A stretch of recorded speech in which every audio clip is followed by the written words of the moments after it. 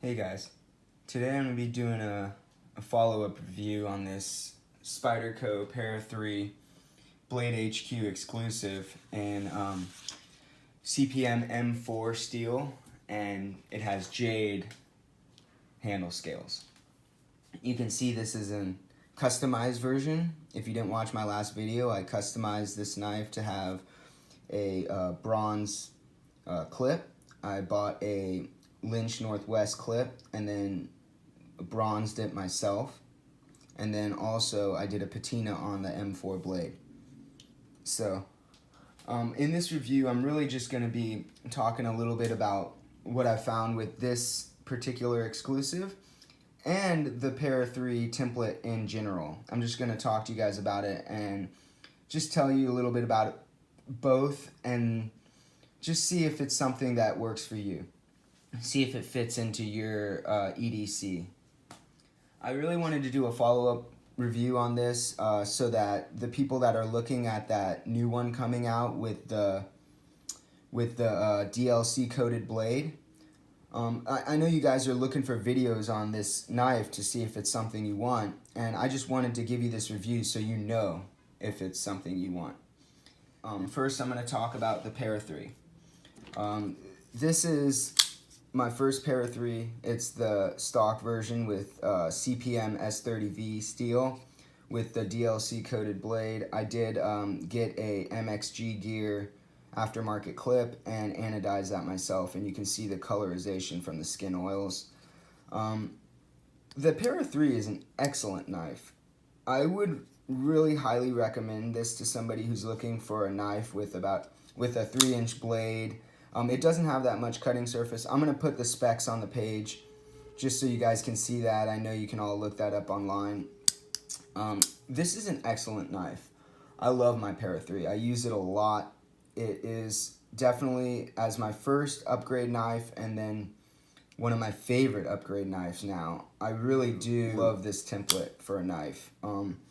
It has great ergos, excellent in hand. In back here, with your finger in the thumb ramp, or up in the finger choil, excellent ergos. I've done some long-term use with this knife, and I found the handle to be excellent, very comfortable, very good in hand, in any grip, really. Any grip, excellent.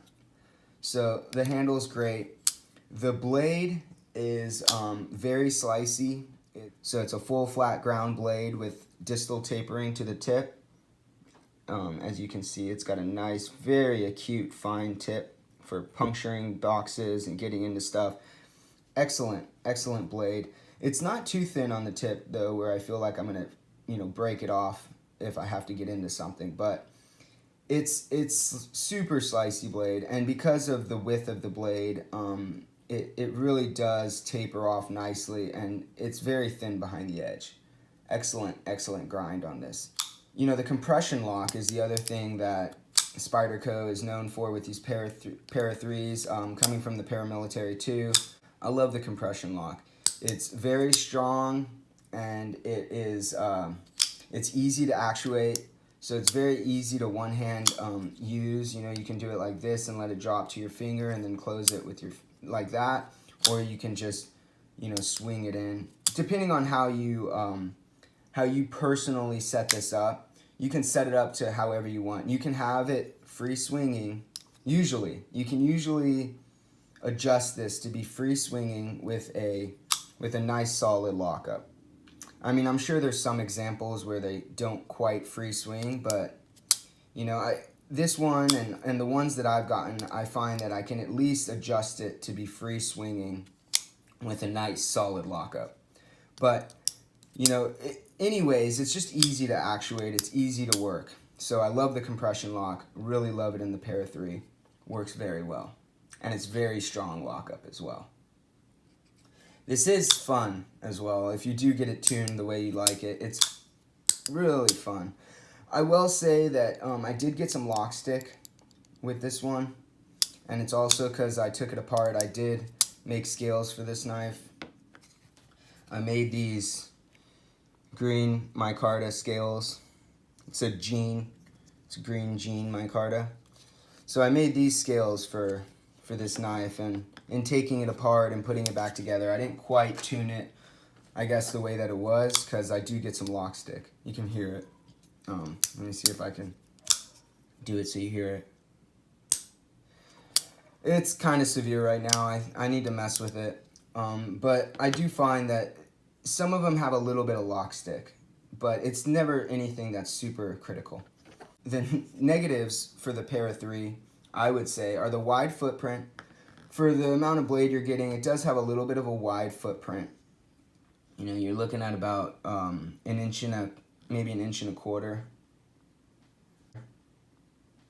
I'm going to put that on the screen, what it is. But yeah, it's a little wide in the pocket. And, you know, the blade to handle ratio isn't amazing. You know, the handle length to the blade ratio. You know, there's knives that I have that are much better. Like, obviously, the 940 has an amazing blade to handle ratio. And very narrow as well. Still achieving a slicey blade. But I will say, you know, this knife is amazing, and that little bit of extra width, I don't find it to be super apparent in the pocket. It does hide pretty good in the pocket, especially with this aftermarket clip, which I would recommend. If you don't like a lot of knives sticking out of your pocket, which is, you know, this is how much you'd have, which is about 3/4, maybe 7/8 of an inch sticking out of your pocket with the stock clip. So I would definitely suggest getting a deep carry clip if you like having a deep carry. Okay, so I'm going to talk now about the exclusive, because I don't need to talk too much about the Para 3. It's an excellent template, and most people know about it by now. Amazing knife. I would suggest it if you like Spydercos. I think this has a great ergos. Again, I have more on the large size, but medium to large hands, and it fits great, even back here. I mean, my hand fits just right. It could be a little small if you have large to extra large hands. This could be a little small back here, but in the finger choil, you should have plenty of real estate there on the handle. So excellent handle. All right, so talking about the exclusive, this knife, it did come amazing. It came a little stiff, as you saw in the unboxing, but after doing the patina on it and taking it apart, I mean, even when I got it, I barely touched the screw. And I didn't even break the Loctite or whatever, the thread locker that was on there. I didn't even break that seal, and the thing was free dropping.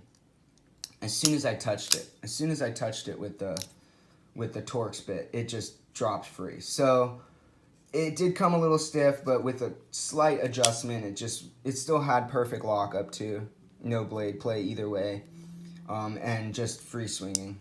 So it did come excellent fit and finish. Everything was really tight. The tolerances were excellent. I really didn't see anything wrong with this knife. It was very good.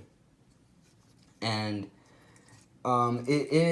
it does have a little bit of a different sound to it with the M4. I don't know if it's different components in the actual knife handle or something, or I don't know what it is, but I don't know if you're going to be able to tell this on the camera, on the video, but let me see.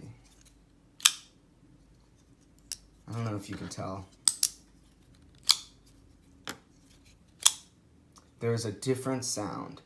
I don't know if it's the steel. You guys can let me know in the comments. Even closing the knife, even closing it, there's a different sound.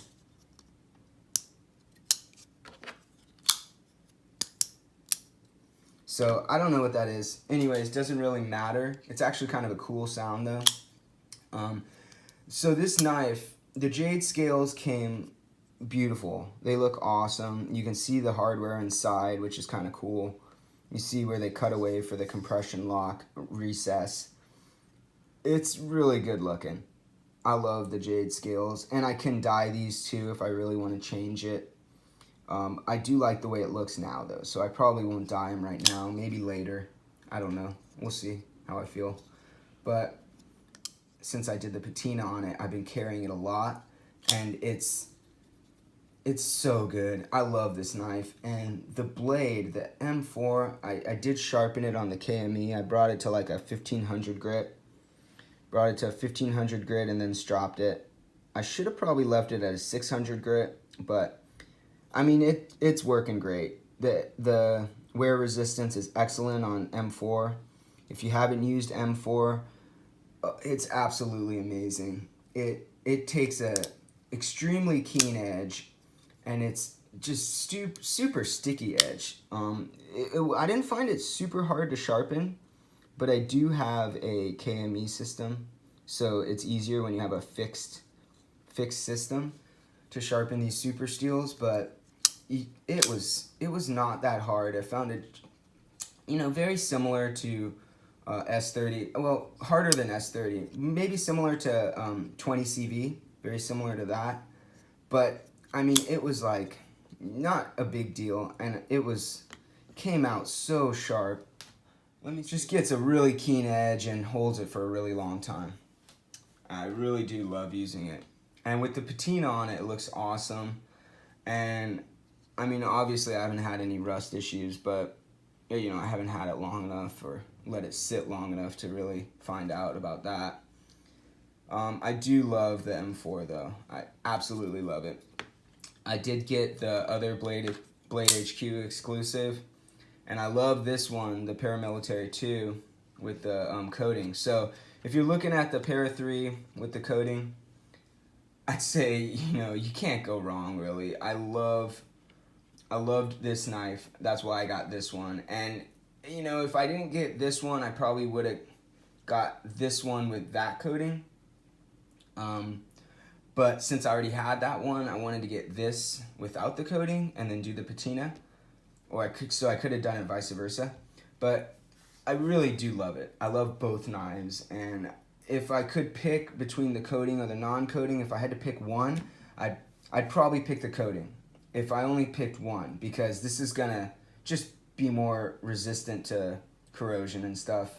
Definitely, if you're gonna pick one and you're worried about the corrosion, then I would go with the DLC coated one. I don't find the action. I mean, the action on this one was actually even better out of the box, but I wouldn't say that it's better after tuning. I think that they're the same. This one has a longer, heavier blade, so it's easier to swing out, and it also drops a little bit better.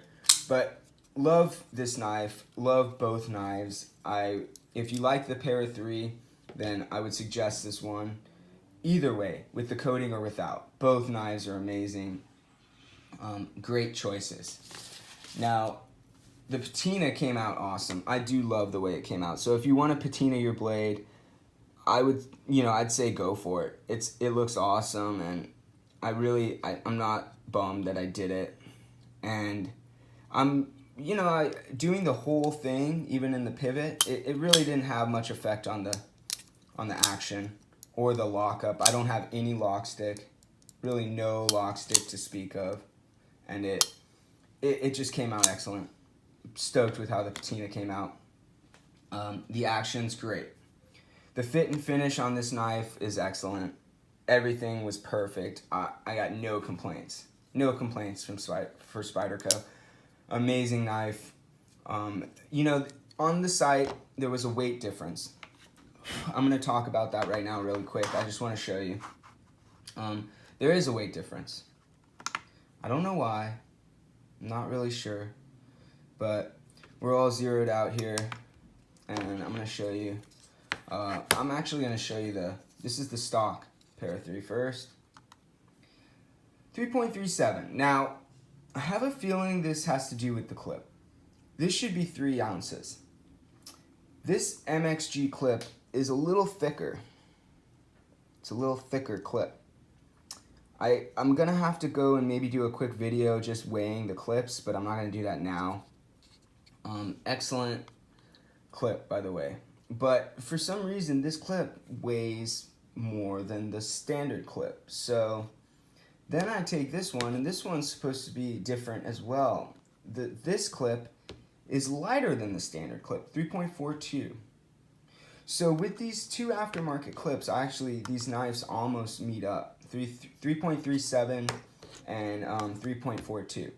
So these knives almost match up, but it's because this clip, this Lynch clip, I felt it was lighter, but I didn't really think I could feel that, but it's thinner, it seems to be. And this clip is thicker and heavier. So the difference in the clip gives me different weight differences in these knives. This would be heavier. This would be 3.0, and I think this one's supposed to be 3.47, 3.48 or something. With the standard clip, it probably is, and this one's probably 3 ounces with the standard clip. So I'm not sure. I might have to do a second video showing you that, but I don't want to get into it now, and I just want to give you guys this video talking about, you know, these two knives. And you know, I really do love the Para 3. I absolutely love the Para 3, and this BladeHQ exclusive is excellent. I would highly suggest it to anyone who loves the Para 3. If you don't have a Para 3 and you just want to try a Para 3, you know, this is like $130, and this is $145. I don't know what it's going to be with the DLC coating, but I will say, totally worth it. The M4 steel is amazing, and it doesn't have corrosion resistance. So if you're looking for corrosion resistance, I would go with the S30 probably.